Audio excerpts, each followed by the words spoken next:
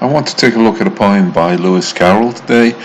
I've already looked at two of his poems, and that personally I find them very funny, and also find it interesting to look at really funny things and try to analyze why it's funny. Well, I know a lot of people would be against that practice, because sometimes if you analyze something that's funny, it's not funny anymore. But I don't expect it to be funny for me after I analyze it, but there is a kind of way to see how somebody gets humorous effects and why it works, and that's what I wanted to hear. So the poem I'm looking at today is called An Aged Man, written by Lewis Carroll, and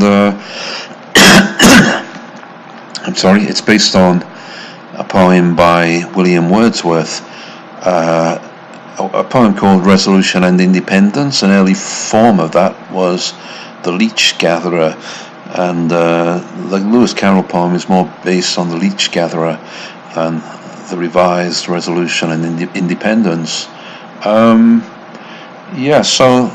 the LEECH Gatherer kind of follows a pattern which is fairly similar to a lot of Wordsworth's early poetry, where he was following his philosophy as expounded in the lyrical ballads of letting ordinary people speak in their own language and making use of ordinary everyday things to make poetry from. So there is a kind of pattern sometimes where the well-educated Wordsworth is in the countryside, and he meets a simple person who is able to enlighten him in many ways, and his point is that wisdom is not necessarily about book learning, which most people would probably agree with. However, sometimes what he writes, some people come across as condescending, like he decides that the pattern is he decides to go out and find a noble peasant, and then he kind of invents or creates some kind of great wisdom in what he says, and says how much he's learned, and everything has become clear to him. Before he was depressed and or unsure about something, but listening to the simple honesty of the man has changed everything, and now his spirits have lightened, and he's full of joy, or he's been able to resolve some problem, something like this. So there are many poems and lyrical ballads a bit like this, where he meets a simple man, or woman perhaps sometimes, and or children, and they teach him something. And obviously Lewis Carroll thought that there was something a little bit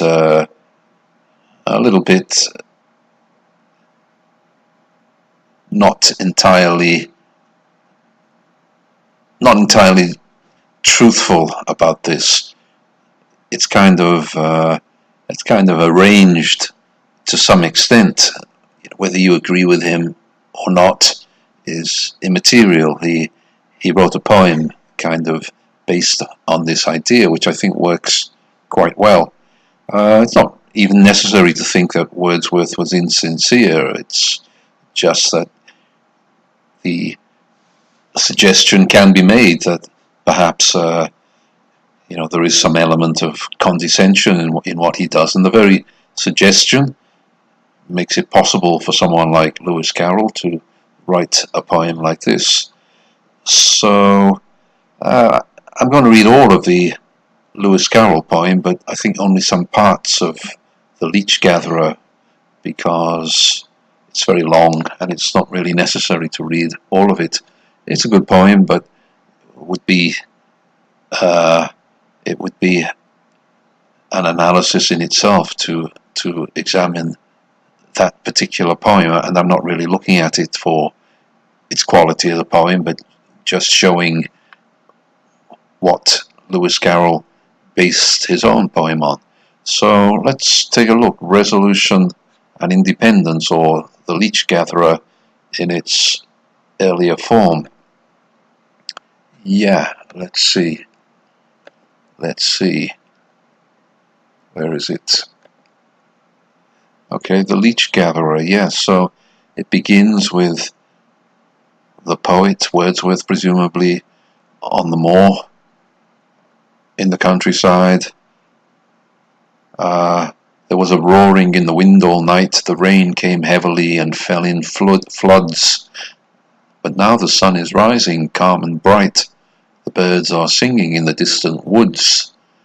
Over his own sweet voice a stock dove broods. The jay makes answer as the magpie chatters, and all the air is filled with pleasant noise of waters. It's a 7-line stanza that's rhyming A, B, A, B, B, C, C, ending with a couplet, and it's iambic pentameter, I think, most of the time. So it's a kind of a bit of a strange stanza, really, with 7 lines and two rhyming lines in the middle and 2 at the end. But anyway, it's perhaps perfectly okay for what Wordsworth wants to say. So he goes on to say that he's been thinking about things, and maybe because he's a poet he doesn't really consider the future enough. Life could become difficult. Many poets have ended their lives in misery. My whole life I have lived in pleasant thought, as if life's business were a summer mood, as if all needful things would come unsought, to general faith, still rich in genial good. But how can he expect that others should build for him, sow for him, and at his call love him, who for himself will take no heed at all? So it seems to be saying, why should God look after somebody who doesn't do anything to look after himself? I thought of Chatterton, the marvellous boy, the sleepless soul that perished in his pride, of him who walked in glory and in joy, following his plough along the mountainside. That's Robbie Burns, I think. By our own spirits are we deified, we poets in our youth beginning gladness, but thereof comes in the end despondency and madness. So it's a traditional kind of idea that the poet has, or the artist, the creative artist has too much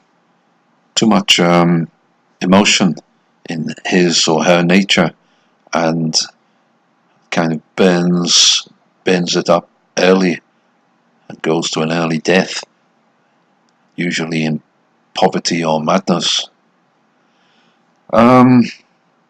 So this is what he's worrying about, and he's in this lonely place, and he meets a man. Let's see.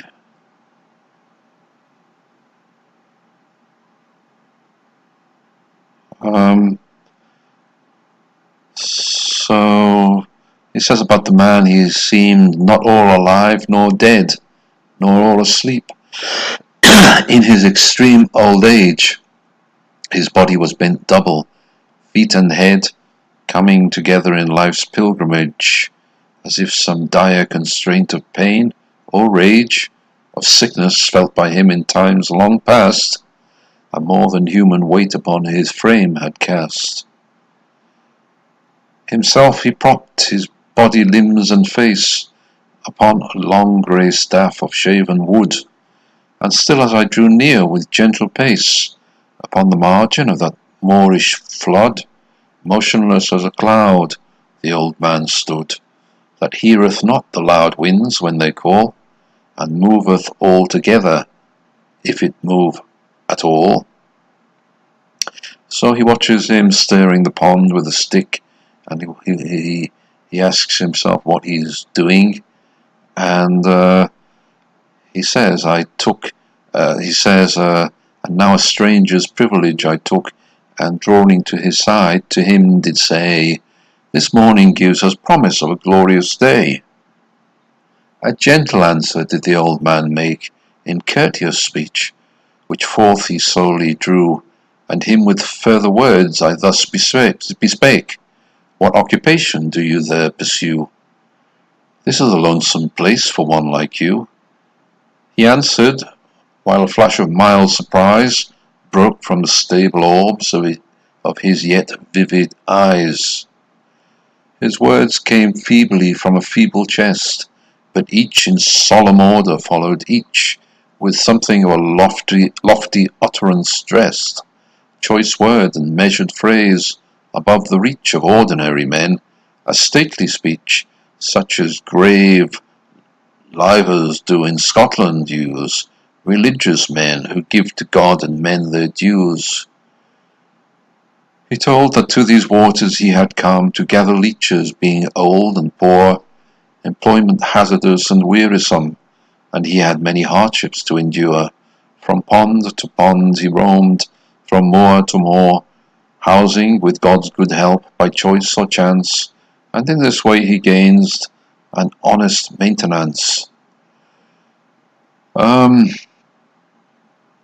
Says, but now his voice to me was like a stream, scarce heard, nor word from word could I divide, and the whole body of the man did seem like one whom I had met with in a dream, or like a man from some far religion sent, to give me human strength by apt admonishment. My former thoughts returned, the fear that kills, and hope that is unwilling to be fed, cold, pain, and labour, and all fleshly ills, and mighty poets in their misery dead. Perplexed and longing to be comforted, my question eagerly did I renew, how is it that you live, and what is it you do? He with a smile did then his words repeat, and said that gathering leeches far and wide, he travelled, staring thus about his feet, the waters of the pools where they abide. Once I could meet with them on every side, but they have dwindled long by slow decay. Yet still I persevere and find them where I may. While he was talking thus, the lonely place, the old man's shape and speech all troubled me. In my mind's eye, I seemed to see him pace about the weary moors continually, wandering about alone and silently, while I these thoughts within myself pursued. He, having made a pause, the same discourse renewed. And soon with this the other matter blended, cheerfully uttered, with demeanour kind, but stately in the main, and when he ended, I could have laughed myself to scorn, to find in that decrepit man so firm a mind. God, said I, be my help and stay secure, I'll think of the leech gatherer on the lonely moor. So that's the end of the poem, actually. So he doesn't tell us a lot about what the old man said. The old man says that he's doing this job because he's very poor and he's got to make a living, and he goes around and sleeps on the moor wherever he can. And perhaps some people would say, well, there is an element of condescension here. The Wordsworth, the educated man from the city, is telling us how stately the prose of the old man is, and noble speech, and so on and so forth, stately speech. But he doesn't really tell us much about what he's saying, and perhaps we're seeing everything from the poet's point of view. Maybe the old man just wants the man from the city, the well-educated man from the city, to help him with some material benefit, give him some money or something like this. And perhaps that's why he's telling him about what he does in his life. But it doesn't seem really, if that's true, it doesn't seem that Wordsworth or the poet is listening. He's just seeing everything from his own point of view. Oh, the old man is noble in his simplicity, and he shows the poet how he should live his life, just accept God's will and always be cheerful. And at the end of the poem, he feels happy, but doesn't say anything about him helping the old man at all. So, that's one point of view. That's one way you can look at it, and that's a way that Lewis Carroll looked at it. So he wanted to make a parody of it, and fair enough. There are other ways you could look at it and just say, well, it's a very fine poem, which it is, I think. And of course, it's very true that you often find deep wisdom in old people who have lived simple lives. But anyways, Lewis Carroll wanted to use it as a basis for parody, and that's what he did. So let's read the parody now, and it will be more clear how it's following this poem by Wordsworth. Right, so let's see, where is it? I've lost it. Let's see. Okay, The Aged Man, poem by Lewis Carroll. Poem by Lewis Carroll. Right. I'll tell thee everything I can, there's little to relate. I saw an aged man sitting on a gate. Who are you, aged man, I said, and how is it you live? And his answer trickled through my head like water through a sieve. He said, I look for butterflies that sleep among the wheat. I make them into mutton pies and sell them in the street. I sell them unto men, he said, who sail on stormy seas, and that's the way I get my bread, a trifle, if you please. But I was thinking of a plan to dye one's whiskers green, and always use so large a fan that they could not be seen. So, having no reply to give to what the old man said, I cried, Come here, tell me how you live, and thumped him on the head. His accent smile took up the tale. He said, I go my ways, and when I find the mountain rill, I set it in a blaze, and thence I make a stuff they call Rowland's Macassar oil. Yet twopence halfpenny is all they give me for my toil. But I was thinking of a way to feed oneself on batter, and so go on from day to day, getting a little fatter. I shook him well from side to side, until his face was blue. Come tell me how you live, I cried, and what it is you do. He said, I hunt for haddocks' eyes among the heather bright, and work them into waistcoat buttons in the silent night. And these I do not sell for gold, or coin of silvery shine, but for a copper halfpenny, and that will purchase 9. I sometimes dig for buttered rolls, or set limed twigs for crabs. I sometimes search the grassy knolls for wheels of hansom cabs. And that's the way, he gave a wink. And that's the way, he gave a wink, by which I get my wealth, and very gladly will I drink your honour's noble health. I heard them then, for I had just completed my design, to keep the Menai bridge from rust, by boiling it in wine. I thanked him much for telling me the way he got his wealth, but chiefly for his wish that he might drink my noble health. And now, if e'er by chance I put my fingers into glue, or madly squeeze a right-hand foot into a left-hand shoe, or if I drop upon my toe a very heavy weight, I weep, for it reminds me so of that old man I used to know, whose look was mild, whose speech was slow, whose hair was whiter than the snow, whose face was very like a crow, with eyes like cinders, all aglow, who seemed distracted with his woe, who rocked his body to and fro, and muttered mumblingly and low, as if his mouth were full of dough, who snorted like a buffalo, that summer evening long ago, a-sitting on a gate. Sorry, I lost it at one point towards the end there. I'm reading from a page on the internet and it suddenly disappeared for a moment.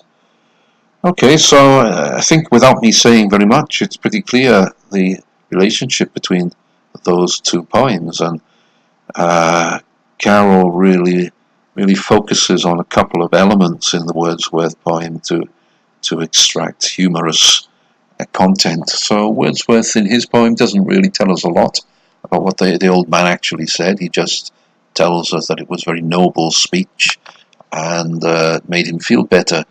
So at the beginning he does say that the old man tells him what his job is, and he's a leech gatherer, and it's a hard job going from pool to pool trying to find leeches. So Lewis Carroll suggests that he wasn't really Wordsworth, the poet, wasn't really listening to what the old man was saying. The old man was obviously looking at a city gent and hoping for some kind of financial benefit from the relationship between the two. But Wordsworth can't actually report the old man's words, particularly because he just wants to report him as noble and with stately speech, someone with a simple wisdom who could make him feel better, but he doesn't actually know what he said, or he doesn't report what he said. So for humorous effect, Lewis Carroll emphasizes that he was probably thinking of something entirely different while the old man was telling him his story and asking for money. So he ignored that because he wants to see him as noble, primitive man who can set an example. He doesn't want to think of him as somebody who's after financial gain. But of course, somebody in those circumstances probably would want to get something from a city gent. So this is what Lewis Carroll concentrates on. He thinks there's an element of condescension there. The poet isn't really listening to the old man. He's just putting his preconceived framework of ideas on the situation and seeing what he wants to in the old man and ignoring the obvious. So he emphasizes that by every time the old man starts talking, the poet is thinking of something entirely different, and humorously it's usually something fantastic like boiling the Menai Bridge in wine or feeding oneself on batter. So going on from day to day, getting a little fatter. These instances are extremely funny, I think. So I think it's a good-humoured parody. Probably even Carroll himself might think it was a good poem by Wordsworth, but it gives the opportunity for a parody, for sure. And that's what Lewis Carroll was good at. He was good at writing parody. This was not the only poem he wrote which was a parody of something else. Father William was a parody of a poem by Robert Southey about an old man and his wisdom, speaking an old man's wisdom and conferring it to his son. So this is something that Lewis Carroll did. He took famous poems and wrote parodies of them, and the Wordsworth poem, whether you like it or not, whether you think it's a good poem or not, it leaves itself open for a parody of this kind. Maybe there is an element when we read the Wordsworth poem of thinking, well, he doesn't really say anything about what the old man told him. At the beginning, the old man says he's a leech gatherer, but after that, he just says the poet just tells us he's speaking in a noble way, and then reports his own thoughts. The old man is inspiring him to also just accept the will of God and in a cheerful way and live from day to day and hope for the best. So yeah, it's a classic parody, really, by Lewis Carroll, and uh, a great comic poem, really. A nonsense poem. It's there are elements of nonsense about it, of course, with the poet thinking of ridiculous things as the old man is speaking, and at the end he tells us how the old man, how in the future he will think of the old man who had a face like a buffalo, who snorted like a buffalo and had a face like a crow. These things, of course, very, very funny, very humorous. So, yeah, so that's it. Remember that this poem by Lewis Carroll was a parody of the Leech Gatherer, which later became Resolution and Independence by William Wordsworth.